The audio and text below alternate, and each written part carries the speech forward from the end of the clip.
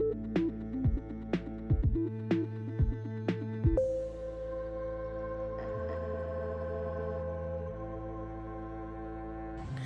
guys, welcome back to Release the Craftin. Bristle here with another tarot tidbit for you guys, I guess. Yeah, we're gonna do the tarot tidbits. That's what we're doing. All this week I am collaborating with Joy over at Witch Mooncraft. Again, we're doing some more tarot magic-y stuff, and we're following up on the theme of color magic that I already have sort of established a little bit here. By going through it with the tarot. So I would definitely recommend to go check out our post on Instagram to get some more perspectives on color magic and how that relates to the tarot. Check out our post over there. I will link all the relevant stuff below so that you can find our handles and follow and like and see the things that we did there. It's gonna be really fun. It's gonna be really great. I think you guys are really gonna enjoy what we have for you. But I thought I would jump over here because why not? And go into a little bit about what I was thinking when I was like putting this together with her, and maybe expand a little bit on the ideas that we put up there over on Instagram. So,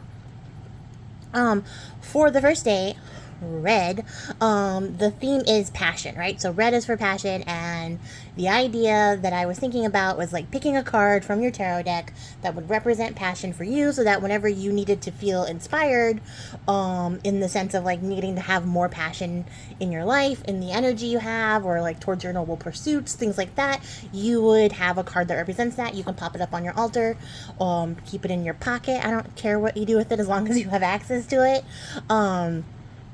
But having this card would help you visualize your goals and help you pursue finding your passions and, you know, keep that energy sort of present in your life. And as I was thinking about it, like, you can pick your own card, and I definitely encourage you to do that. Go through your deck and find the card that like sort of screams passion for you.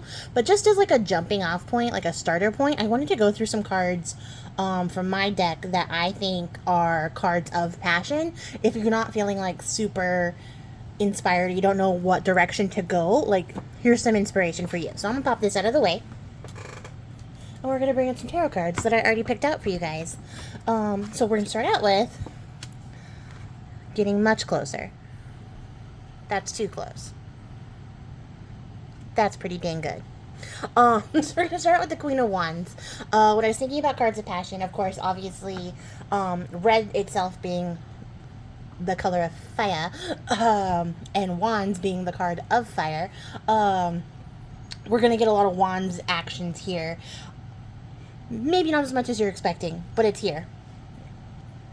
But when we look at like how we choose to pursue our passions, the Queen of Wands is a really great card if you're looking for like a safe way to pursue that passion, because she provides a safe space for you to freely express yourself without judgment. So the Queen of Wands would be a really great card if you wanted energetic passion, enthusiastic like pursuit of passion.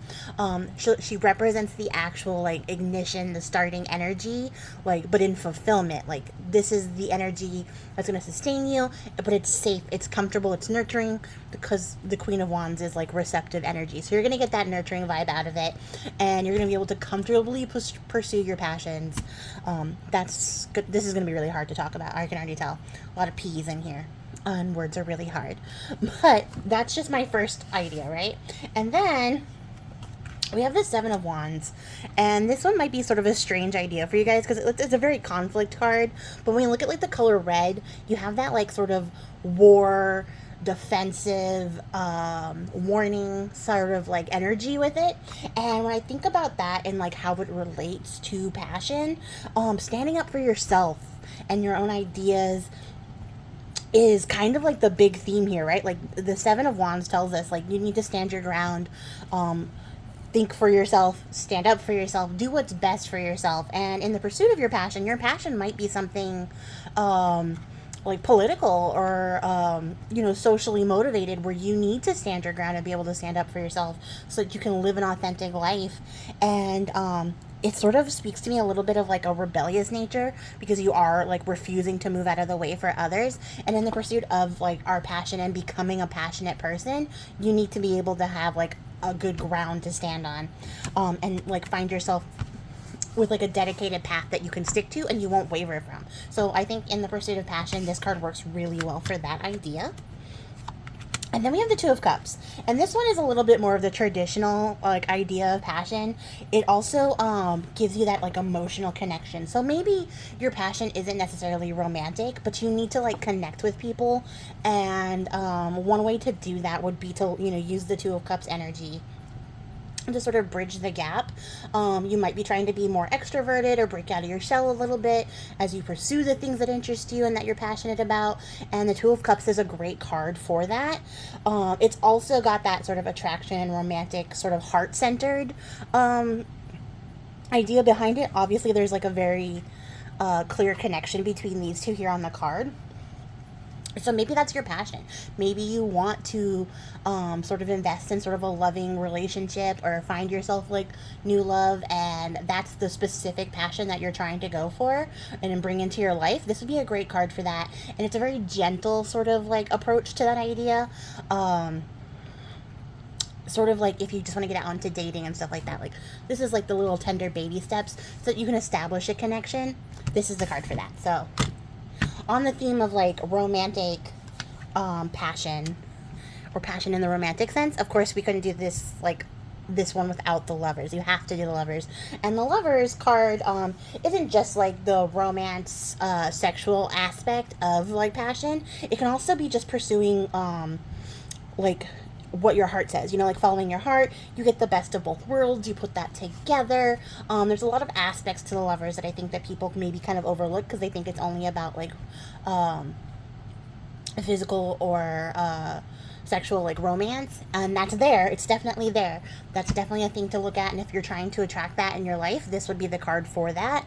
But also I think the best of both worlds thing is a really like valuable aspect, because you can get you know, if you have like a bunch of things that you're passionate about, you can sort of bring them together using this card to sort of motivate that, and you know, have your cake and eat it too. There's no reason you can't, and this card would be the card to do so. And then we have the King of Cups, and this card, this was an interesting one for me. I wasn't really sure, but I was a little bit on the fence. But I think it works for passion, because it's not just like the extroverted, sort of emotionally woke person who's here, but King cards always represent leadership and sharing what you've learned or what you've gained with other people. So this is like a really great card if you're looking to branch out and share what you're passionate about with other people and encourage other people to like share it with you or learn with you. So in just random examples, if you happen to be a YouTuber and you want other people to join you on YouTube and share like, you know, the crafts or the nerd things that you're into, or the video games that you're into with you, this might be the card to do it. Like you need that motivation. You need to feel like you're an expert in the field and you're sharing that sort of information with everybody else. That would be the card to do it. It just encourages you to share your feelings openly, which is a really great way to spread passion among other people. You can get other people passionate if you're able to share your feelings about things easily. And then the next one I have is the Five of Swords, and we come kind of back to that, like, things that we feel very strongly about, that war-like aspect. And the Five of Swords usually represents, like, competition and victory, but also, like, achievement when you overcome challenges. And in the pursuit of passion, you're always going to hit obstacles, and you might need, like, your way to be a little bit cleared. So, like, this would be a great card for that. Like, you know that you're going to have a tough time making your passions, like, come to reality, things come to fruition. This would be a really great card because it tells you, like, you're going to have to fight through it, but you can fight through it. And you're going to be able to do that successfully. So I think this is a really good card for that. And then the last one on this, like, thought thread I have is the Fool, which is also a strange pick, I think. But I think the Fool card is really telling us that, like, you can start anything. Like, you can become instantly passionate about whatever you choose to and go all the way into that without reservation. And you should sometimes like just go head first into something, try a new skill, try a new talent, or like, you know, learn a language or something. Just jump right into it. Don't worry about like all the things, the why fors and the how fors. Like, you'll figure it out as you go. The Fool card does that. It just goes right after his pursuit of joy, without any care about having, you know, prior experience or planning. Just head first into passion. I don't think there's a card more passionate than the Fool card, because they don't look back. They just trust in themselves. They trust that the universe will sort of sort things out. They follow their intuition, and they just openly pursue passion. So then on the reverse side, and you guys might be like, what reverse side? How is having too much passion a bad thing? And sometimes it is, and sometimes you get a little bit overwhelmed. Sometimes you want to sort of scale back your feelings. There's always sort of a like plus and minus to here, and you'll see like a lot of the theme is like you actually can have too much of a good thing, and sometimes you can be too passionate. You can become so passionate that you rise quickly to anger when confronted, and you need to maybe chill out a little bit and, you know, realize that you have all this good around you and narrow your focus.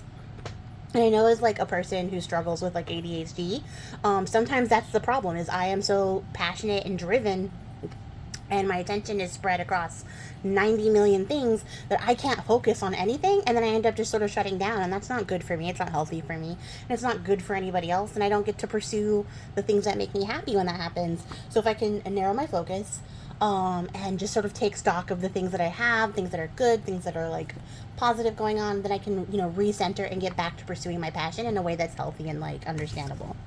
And then the last one on the reverse of the too much passion is the Devil card.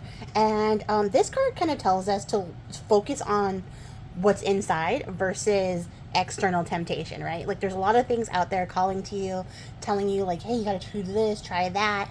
And a good way to like sort of simmer back and tone down being like overly passionate is to spend some time self-reflecting, working on the things that you need internally versus externally, and that'll sort of help like level you out if you feel that you have like an overwhelming abundance of passion or like strong emotions towards things that are sort of impeding like your general happiness.